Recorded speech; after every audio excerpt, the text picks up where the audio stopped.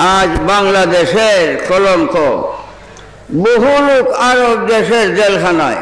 বুখারী শরীফ, লাআনাহুল্লাহু সারিকা, যে বুখারী শরীফের হাদিস,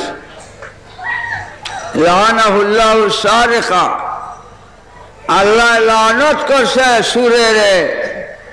সুরের উপরে আল্লাহ লানত করছে। সুর মালাউন, সুর মালাউন।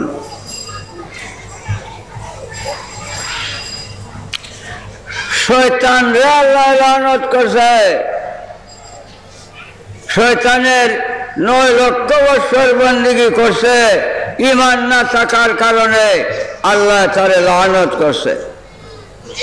শয়তান মালাউন, তওবার দরজা বন্ধ, চিরদিন জাহান্নামের জ্বলন্ত আগুনে কাষ্ট হবে। শয়তান মালাউন। আর সুরকে আল্লাহ লানত করছে, লাআনাহুল্লাহু সারিকা। সুরকে আল্লাহ লানত করছে, সুর মালাউন। শয়তান আর সুর এক। মালাউনের জানাজা নাই, হারাম। সুরের জানাজা নাই, হারাম। সুরকে মুসলমানের কবরস্থানে দাফন করা হারাম। কুত্তা মরে গেলে গর্ত করিয়া দুর্গন্ধ থেকে বাঁচার জন্য গর্ত ফলাইয়া যেমন মারি দেয়, এমনি ভাবে দুর্গন্ধ থেকে বাঁচার জন্য সুরকে একটা গর্ত করিয়া কুপেত। নবী আলাইহিস সালাম বলেন, সুর মালাউন, ডবল মালাউন। আমি বলি ডবল মালাউন। বলে রেজবি সাহেব, নবীজি বলেন সুর মালাউন, সত্য। আপনি বলেন ডবল মালাউন কেমন করে? আসেন। কুরআন আল্লাহ কয়, লাআনাতুল্লাহি আলাল কাযিবিন। মিথ্যাবাদীর উপরে আমি লানত করছি। মিথ্যা কথা যে কয় সে মালাউন, মিথ্যা কথা যে কয় সে মালাউন।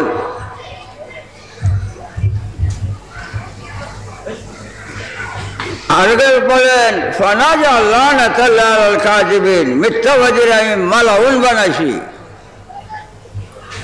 3 নম্বরে বলে, ওয়াইলু ইয়াউমাইযিল লিল মুকাজ্জিবিন। আল্লাহ কয়, সমস্ত দুজখের মধ্যে সবচাইতে বড় শাস্তি, কঠিন শাস্তি ওয়াইল দুজখে। ওয়াইল দুজখ তৈরি করছি আমি মিথ্যাবাদীর জন্য। মিথ্যা কথা কইলে মালাউন হয়ে যায়, ওয়াইল দুজখ তার ঠিকানা। বাবা তওবা করো, যদি জীবনে মিথ্যা বলে থাকো তওবা করো। মরিও না, মরিও না, তওবা বেতেরিকে। সুর ডবল মালাউন কেমনে বললাম? তো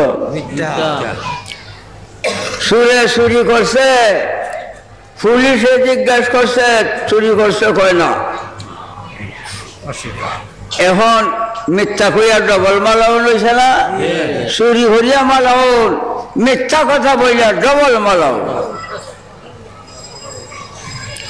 কাজেই চুর খেয়ে মিথ্যাবাদী খেয়ে জায়েজ না, হারাম। মুসলমানের কবরস্থানে দাফন করা হারাম। এই চুরের প্রতি যে আযাব হয়, এই আযাব আশেপাশে কবরবাসীরা সহ্য করতে পারে না, তারারও কষ্ট হয়। যেহেতু মুসলমানের কবরস্থানে চুরকে দাফন হারাম। চুর ও মিথ্যাবাদী তো। বাবা ও মুসলমান, তওবা করো। তওবা করা ফরজ আইন। আসল ফরজ নামাজ, রোজা, হজ, যাকাত সব ফরজের আসল ফরজ তওবা। নমাজ রোজা যখন দুনিয়ায় আসে নাই তখন তওবা আসিয়াছে। তওবা করা সবচেয়ে বড় ফরজ। বুনিয়াতুত তালিবিনের মধ্যে সুলতান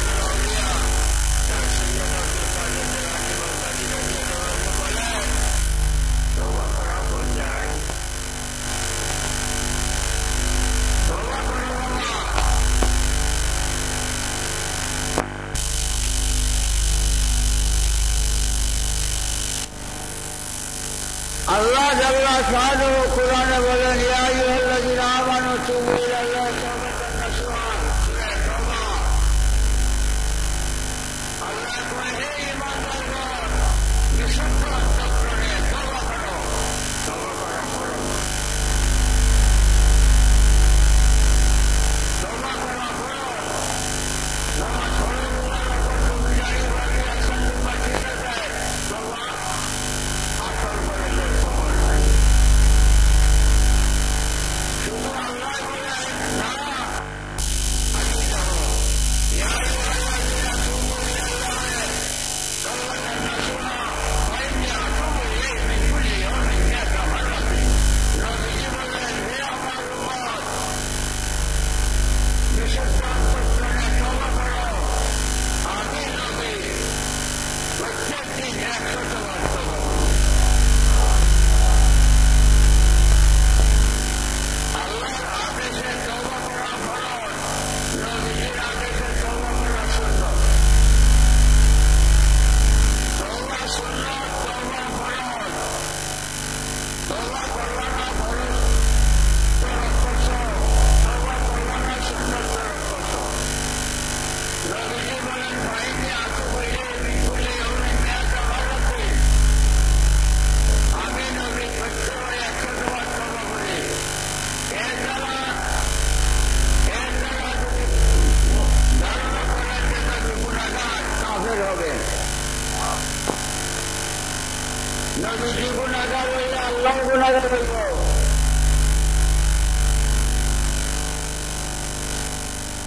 কারণ আল্লাহ হচ্ছে নবী জুদা না, নবীজি হচ্ছে আল্লাহ জুদা না।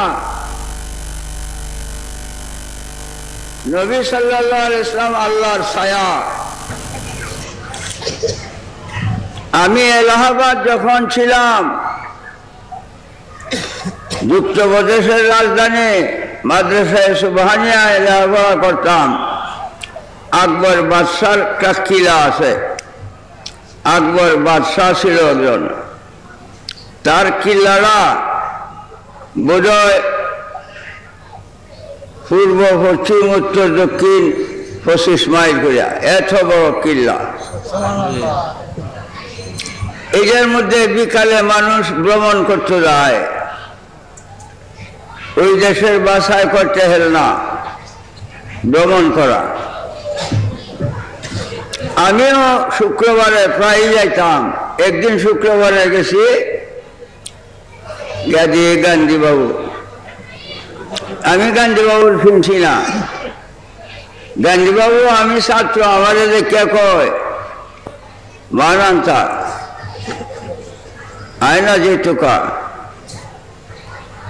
আপনি কে, তুমি কে, তোমার বাড়ি কোথায়? আরবি ভাষায়।